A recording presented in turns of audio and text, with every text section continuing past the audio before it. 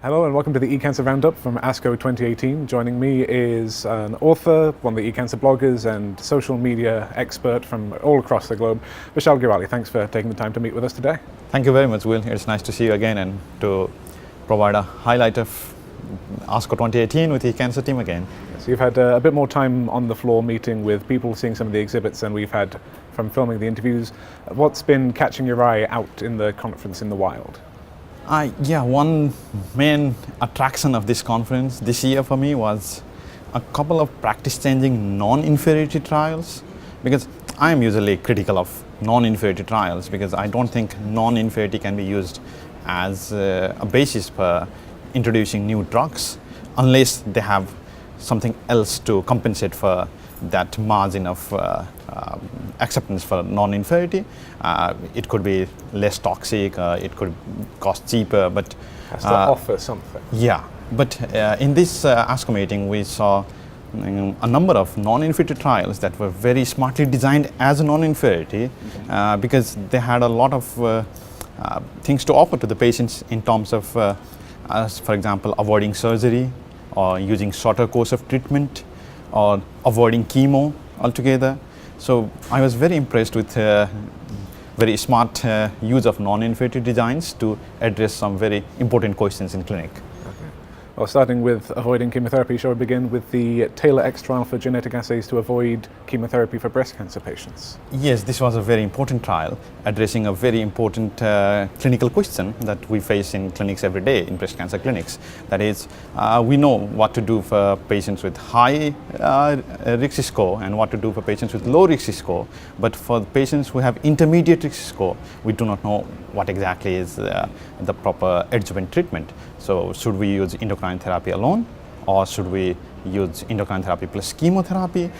So for this group of patients, this was a very, very important question, and this trial properly addressed that question in a non-inferiority design by checking whether avoiding chemo for these patients is non-inferior to using hormone therapy plus chemo. And the results were positive in the sense that yes, there was no harm, substantial harm in avoiding chemotherapy for these patients, and chemo is toxic, chemo leads to various side effects. So this group of patients could safely avoid chemo and use only endocrine therapy as adjuvant treatment and receive same amount of benefit. But there were a few caveats, important points to consider about because they did an interaction test with age and score, and for women who were less than 50 years of age, they seem to, and especially they have a recurrence score above 16, then they seem to benefit, they seem to derive some benefit from addition of chemo compared to women who were more than 50 years of age or who had the recurrence score less than 16. So these are some points to keep in mind, but still the benefit they derive from addition of chemo was not substantial.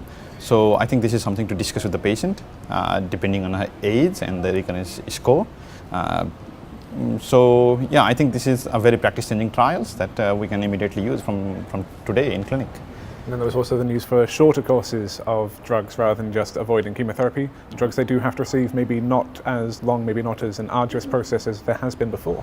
Yeah, this is again an interesting trial, and it's a coincidence that in last year's ASCO also we had one trial of similar design, and in this year's ASCO we have one more trial with similar design, and this is a trial that tested 6 months of adjuvant trastuzumab versus the standard 12 months of adjuvant trastuzumab for HER2 positive breast cancer patients. And last year it did not meet non-inferiority definition, but fortunately for this year, this trial met the non-inferiority criteria in terms of overall survival and disease-free survival. So the conclusion based on this trial will be 6 months of Herceptin is enough, and patients don't necessarily need to undertake the whole 12 months of Herceptin. And this is also important because Herceptin has cardiotoxicity as its side effect, and this trial also showed that the risk of cardiotoxicity was double if you take 12 months of treatment compared to 6 months of treatment. But one thing to keep in mind is there are a number of trials, I think about 5 or 6 trials by now that have studied the same question, whether shorter course of Herceptin is non-inferior to longer course of Herceptin, and we in fact did a meta-analysis after last year's ASCO's trial, and we saw that when we pulled the data, we could not say that it was non-inferior. The longer course of treatment was superior. So we want to add this trial data again and see whether it has changed the overall results. So that would be very interesting to keep in mind, because there are other trials that are also looking at the same question. But another thing to keep in mind with regards to interpreting these trials is the shorter course of trastuzumab was not the same in all these trials. Some trials used only 9 weeks of trastuzumab, and this trial used 6 months of trastuzumab. So I think we should also look at whether 6 months is non-inferior to 12 months rather than just 9 weeks of treatment. So these are some things that we need to keep in mind. From those two, it seems that at least for breast cancer patients and their doctors, we're coming away with the prospects of giving people less medication rather than just piling on the new stuff, and that's a welcome change for many. Yes, exactly. So the best takeaways from this conference for breast cancer patients is, if we have to keep it in a phrase, then it is less is more. And especially this trial, when I want to think in terms of low and middle income countries or its impact on global oncology, especially this shorter Herceptin has a very important impact on global oncology. And even in our meta-analysis, when we found that shorter Herceptin was not non-inferior, but we still concluded that patients in low and middle income countries could get shorter Herceptin instead of longer Herceptin, depending on the affordability, because the margin of benefit was low. So with this trial now presented, and I think patients in low and middle countries can feel more confident and get a shorter course of Herceptin. And because, while I was working back in Nepal, there were some patients who said they could afford only certain number of courses of Herceptin, but they could not afford the whole 12 months of treatment. So now for those patients, we can confidently tell them that getting at least some Herceptin is better than not getting any Herceptin at all, and it might be non-inferior to getting a whole 1 year of Herceptin. So it is very, very important for people in low and middle countries. But regarding TAILOR-AX, I think still the 21 gene assay is not routinely and cheaply available in low and middle income countries. So we need to figure out how patients all over the world can make use of this information. And you mentioned the global oncology perspectives there of who is getting which treatment, and that does tie in, I think, to the local for us now at the moment news of the Washington patients receiving the same treatment as those just across the border in Vancouver for double the cost with no benefit. Yeah, that was a very interesting study. That was a very smart analysis across the border, and one interesting finding was there was no difference in overall survival. And why should there be? Yeah, and US was paying double for achieving same outcome. So whenever we are talking about health disparities, we are talking about low and middle income countries versus high income countries. But I think I also want to mention about this trial in prostate cancer, this study in prostate cancer, which showed African American patients are more likely to die of prostate cancer compared to the white patients. So these disparities, they don't occur only between low and middle income countries versus high income countries, but they also occur within high income countries themselves. So this is something we need to keep in mind, and this is something that we need to address. And I think that these two studies were eye-opening in the context of realization that there is a huge disparity within the same country, and some of the patients in high-income country fare actually worse than some patients in low and middle-income countries. And the other interesting finding was this has been seen consistently across multiple tumor types, because a couple of months ago there was another study in breast cancer which also showed there was very much difference in survival among breast cancer patients within US depending on their ethnicity. I suppose we are a heterogeneous population, to put things in familiar terms. Yeah, there could be a number of reasons to explain for that. One is biological reason that we all try to figure out but can't exactly put a hand on what exactly is making this difference in survival. But other differences, as we saw in that Washington versus Vancouver study, there is a difference in drug prices, and there is difference in what patients can afford depending on their income.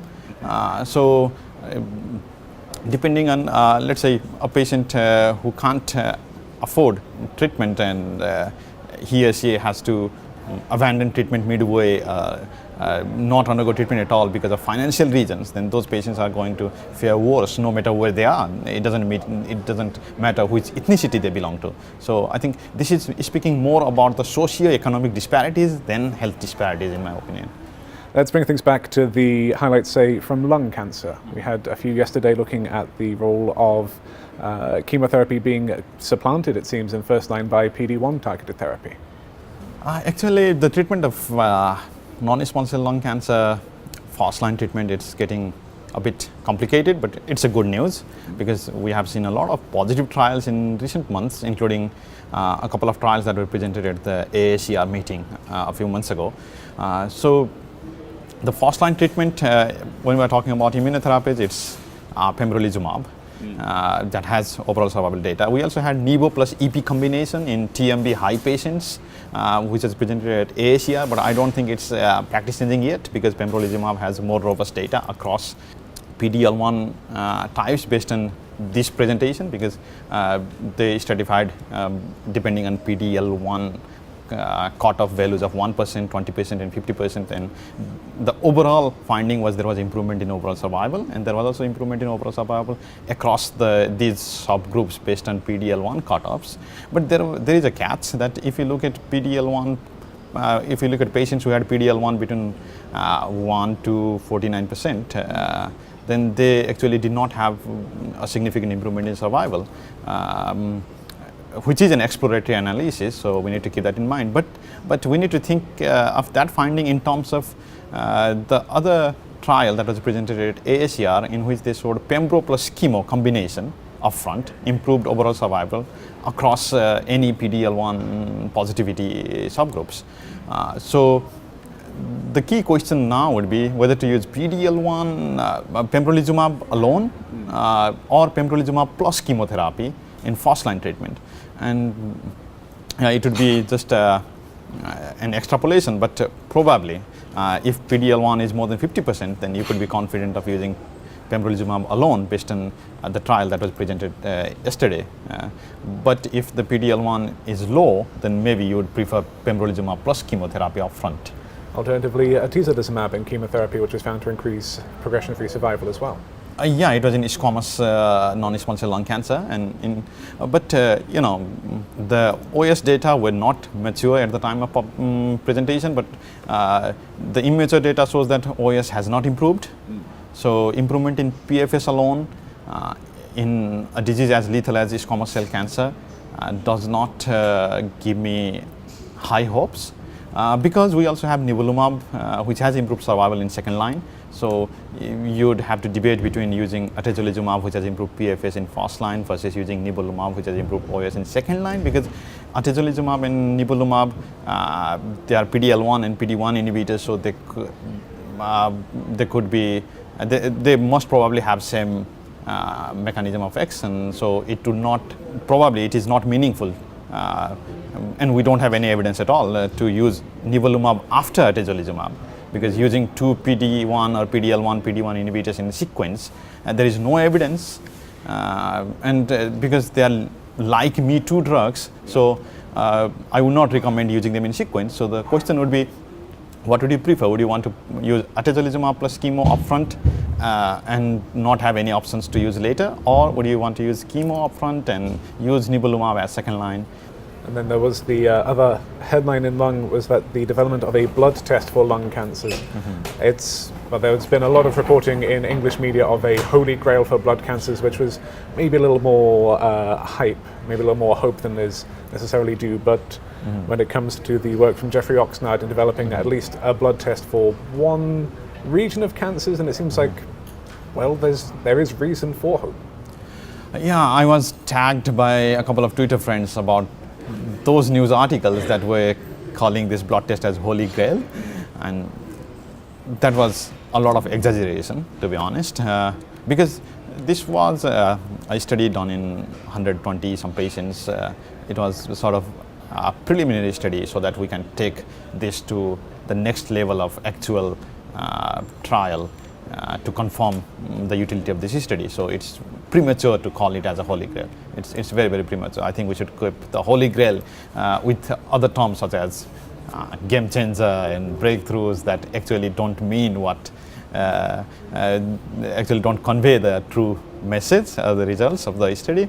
So this was interesting study, but we need to remember that this was done among patients who already had cancer.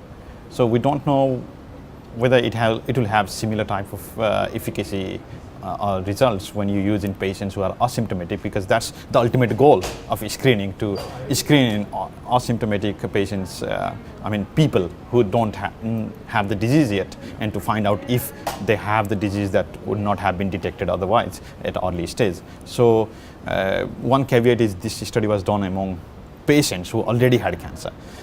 And the other thing was about screening out the noise mutations that the researchers thought was just creating noise and is not helpful as a marker of cancer. But we don't have enough information to say which mutations are noise, yes, and whether we can safely take them out as noise. Yes, it was raised in one of the comments and discussions following the presentation that if you are filtering for the shed mutations from white blood cells, how do you know you're not missing out on some potentially very important genetic changes in the patient's blood? I share that concern. Yeah. Well then, let's move on, heading down to some of the headlines from today then. For colorectal cancer, that the use of heated chemotherapy for peritoneal heated chemotherapy didn't have any significant benefit for patients with pancreatic cancer, colorectal cancer. It came as a surprise because this is called HIPEC, the heated intraperitoneal chemotherapy, and this HIPEC chemotherapy, this has been tried in ovarian cancer too, and for colorectal cancer, and like some other practices, these have been adopted in a lot of centers without evidence. So there are already many patients across the world.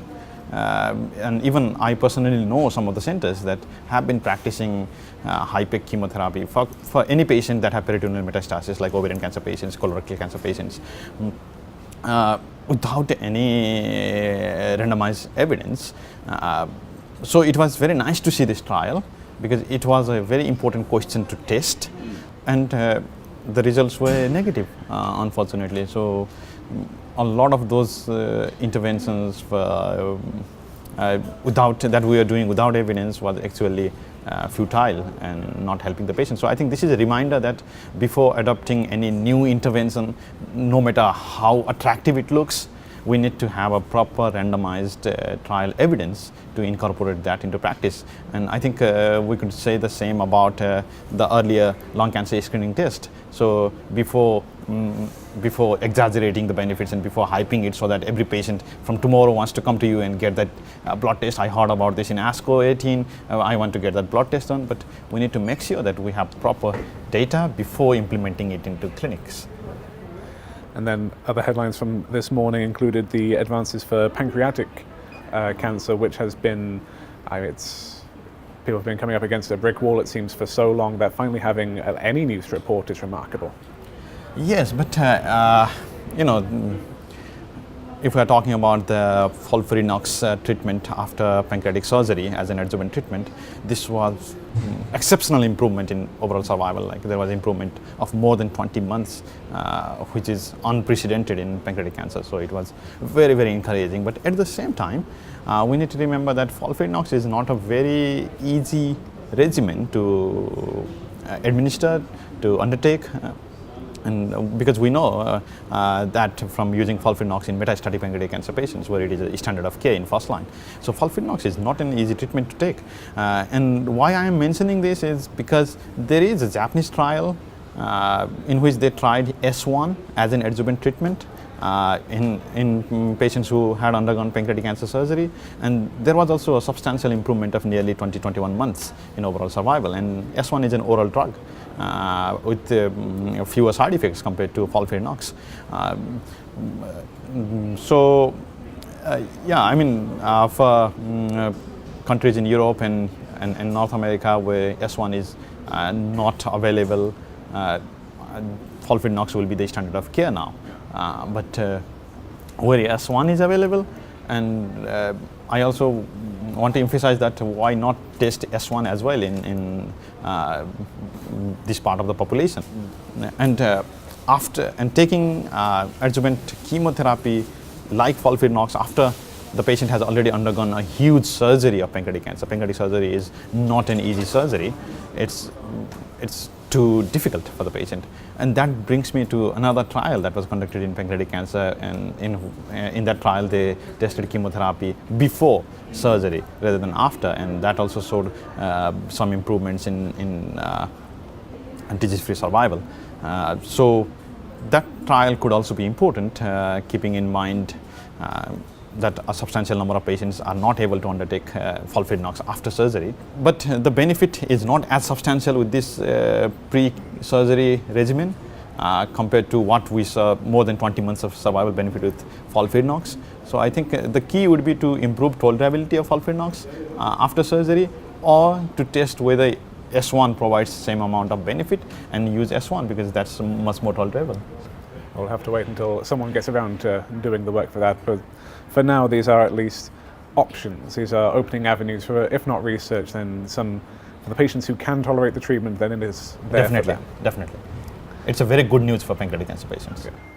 And then one of the other headlines was possibly practice changing again in kidney cancer, that the role of surgery for intermediate risk patients, there were doubts, and I guess at least now we have an answer that there might be a limited role for nephrectomy, moving as well, going from low to high risk, somewhere in the middle. It's not for everyone.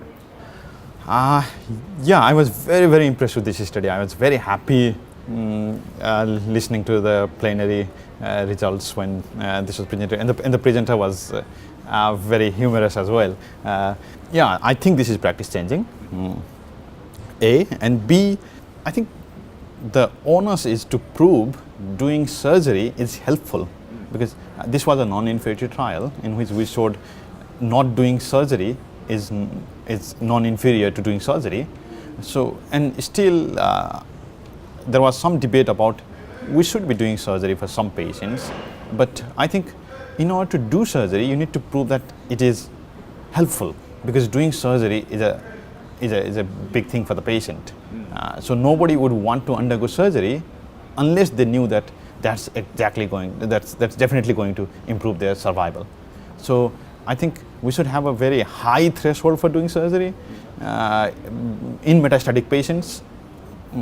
And this debate also arose because we saw that in this trial, in this Carmina trial, for the patients who were randomized to surgery, around 15 to 20%, I don't remember exactly, but around 20% of patients did not take sunitinib after surgery. So there was some complaint that maybe this is biasing the result, but and maybe we should do analysis not on the basis of intention to treat, but on the basis of this randomization.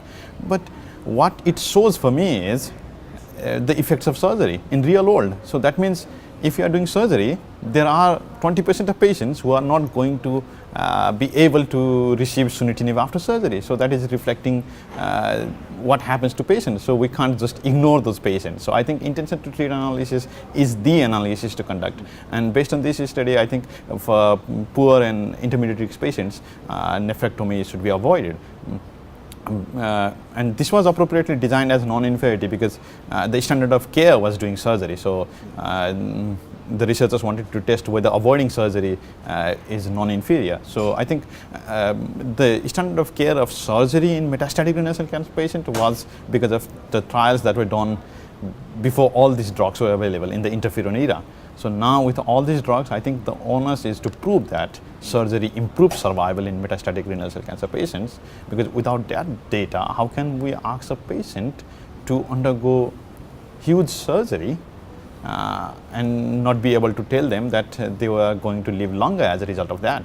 And you know, if you look at the survival data, then the patients in sunitinib arm were actually living longer than the patients who were randomized to surgery arm. So that also reflects surgery's complications and other downstream effects that you would expect from a surgery. So, I mean, from patient's point of view, you, me, I can ask anyone, if you have an option to avoid surgery, and not have any effect on outcomes. Yeah. Would you like to do that? And everybody would say yes. Why would I want to undergo surgery? Not shooting on one's own foot, but that's how science should progress. We should question ourselves. So the more we question ourselves, the more we question the practices that we are doing every day, the more wise we become. Not taking surgery for granted, not taking HIPEC for granted either. Even if we've been doing it for so long, just because everyone else has been doing it for so long, that doesn't mean it's the best course of action. Exactly. And then, well, proving that things are worthwhile in terms of medical treatment, precision medicine has gone from a pipe dream to taking a lot of roles in the headlines, and then I suppose, well, the presentation for the matched mutations of improving survival, precision medicine and targeted therapies having survival benefit for patients, that the entire field is validated somewhat. No, I wouldn't think so, because that analysis, the impact analysis about survival in precision approach versus non-precision approach was a retrospective analysis. But I would rather, it was interesting to me that there was a presentation of the MATCH study, the three arms from the MATCH trial, the PI3K mutation arm, the FGFR mutation arm, and the HER2 mutation arm. And the response rates were very, very sobering, and that did not make much news because that questioned precision medicine. So this is the hype that we are living in. If something, if some results support your hypothesis, then it becomes big news. But if those results don't support your hypothesis, then it just gets drowned out in the ocean of other information. So in this study, we used a PI3K inhibitor for patients who had PI3K mutation, and the response rate was 0. There was no response. And for patients who had FGFR mutation, the response rate was 4%. For patient who had HER2 mutation, the response rate was 8% with HER2 inhibitor, atezolizumab. So these are very, very sobering pictures for me. So I think we need to keep testing. I don't mean to say precision medicine is wrong or it has been invalidated. No, I think that precision medicine has yet to stand the test of a trial. So that's where precision medicine is, because we don't want precision medicine approach, the genomic approach, to be another HIPEC. We don't want it to be renal surgery. Maybe it'll be one of those holy grail situations. Hopefully, because I want precision medicine to work. I really want precision medicine gives us good results, but I want to see the data that it is improving outcomes. I believe that covers a lot of the headlines. Has there been anything else that you would like to talk about while we're here? Yeah, finally, I want to mention one important tidbit that caught my attention, and that is I was at the plenary and I was looking at the 4 trials that were presented at plenary, and 3 of those trials were public government-funded trials. I was very impressed. So because I don't mean to discredit industry. Industry has a big role, but I think public government institutions are not getting the credit that they deserve. So I want to give the credit where it is due. So government and public institutions have done quite a lot to answer very important questions that we need answering in every day in clinic, because a trial of whether or not to do surgery for renal cell cancer, if the government or public institution doesn't fund it, then it is impossible to do. So this was very pleasant experience for me, so that I knew that government has a substantial role and public funding always plays an important role in cancer research and outcomes, but they are not getting the credit frequently. So I think we should applaud the government and public funding, and we should encourage more of these trials that answer very important questions. We should encourage more funding for such type of trials. A, and B, other tidbit that caught my attention was the rhabdomyosarcoma trial that was presented at plenary. What it shows is, this is a rare tumor, and what it shows us is, with the help of collaboration, we can conduct randomized trials to answer important questions in rare tumors as well. Because there is a huge argument in the oncology community about whether or not we should do randomized trials for rare tumors, because they are so rare. So maybe we should not conduct randomized trials. We should accept drugs based on response rates and things like that. But I think precisely because they are rare, because they are rare, they don't deserve inferior treatments. Why should a patient with rare tumor deserve a treatment that is based on lower quality of evidence versus a patient who has a cancer that is common. That is unfair, that is unethical in my opinion. So this trial tells us that it is possible to conduct randomized trials of rare tumors, but what we need is collaboration across the world. So rare tumor is rare in one location, but if you talk about the whole world, it no longer becomes rare. So that was another take-home message that I got from this ASCO.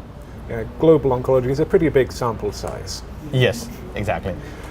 Has there been anything that you've seen as caught your eye, work in progress, something to follow up with over the next couple of years?